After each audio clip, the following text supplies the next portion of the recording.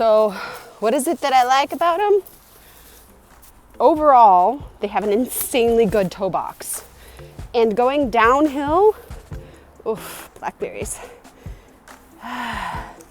Downhill is awesome because when you go downhill with these Altras on, there's no heel to it. So you don't have your feet slide forward, which is super nice.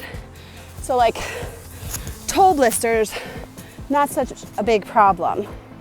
What I don't like, well, the other massive thing is they break in, like there's no break-in period. It's awesome. They're ready to go right away. Problem, as you can see,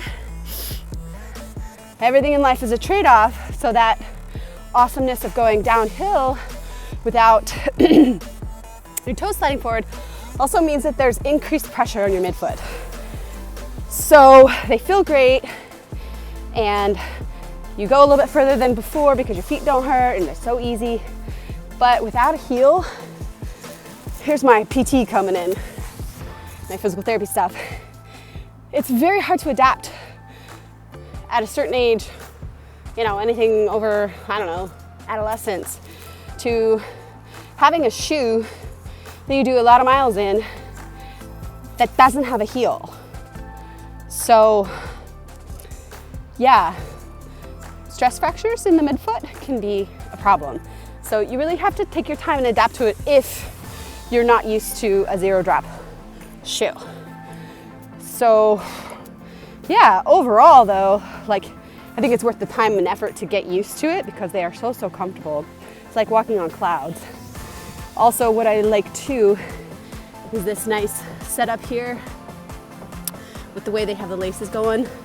So you don't get any pressure on the, you know, the big toe joint, which is where most of your weight goes. And then another con, depends on the terrain. So, you know, all this soft forest, not a big deal. But if you're going somewhere where there's a lot of rocky trails like the Dolomites or various other mountain ranges where the trail has a lot of rocks,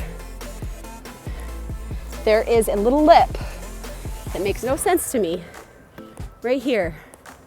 So sometimes if you take a step, then this lip right here can get stuck on a rock and your foot gets a little jerk when you're coming out. So to be honest, I don't think I'll wear them again in the Dolomites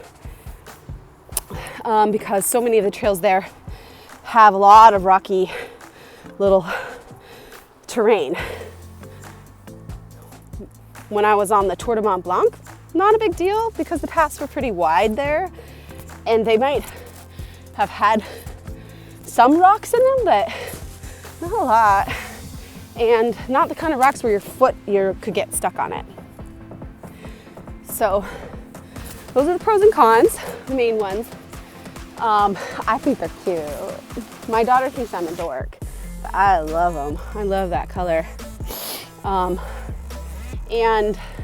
the price is really good. I think I got them at REI for like 120 bucks. It was really cheap compared to some of the other hiking shoes or trail running shoes.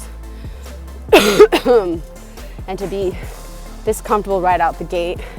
And they do have a rock plate, so you know, if I'm walking over sharp little rocks like this, it doesn't bother me at all, which is really good. I am a convert. I will probably keep a pair of these in my hiking stable.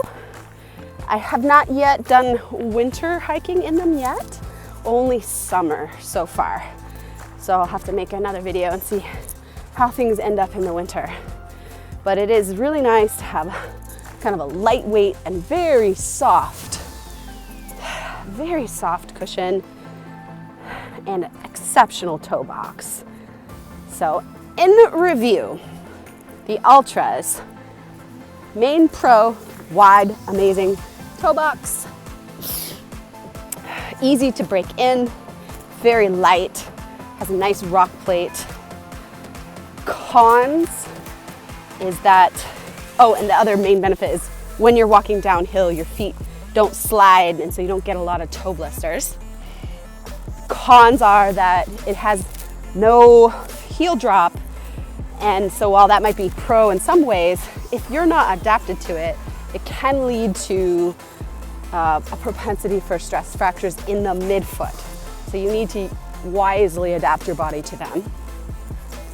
And this weird little lip in the back where you can get stuck on like hard rocks. And yeah, that's about it. And I cannot speak to the winter time, but there she goes. Go, Ruby, go. All right. Thanks for watching this review on the Altras. And I did see a lot of them around on the Tour de Mont Blanc, so it must be a very popular American shoe at this point. I'm not entirely sure, but thank you for watching. And if you want to see the full specs and everything, I have a post on my website outlining everything so you can make your own decision on if this is a good shoe for you. To be honest, I'm a huge fan of going to the store and putting the shoe on, wearing the socks that you're gonna hike in, and walk around the store like an idiot. And even better if the store has a little fake hill that you can go on.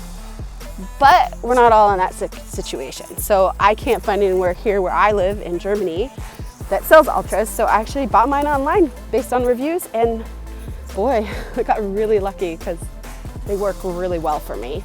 And you know, it's nice, especially something like REI where you have like a return policy, a very generous return policy. So for me, the cost of shipping was $6 or $7. So that was worth it to me to be able to try them on, knowing I might have to send them back. And yeah, I'm gonna start exploring a little bit more with online buying because I got super lucky this time around. All right, next time.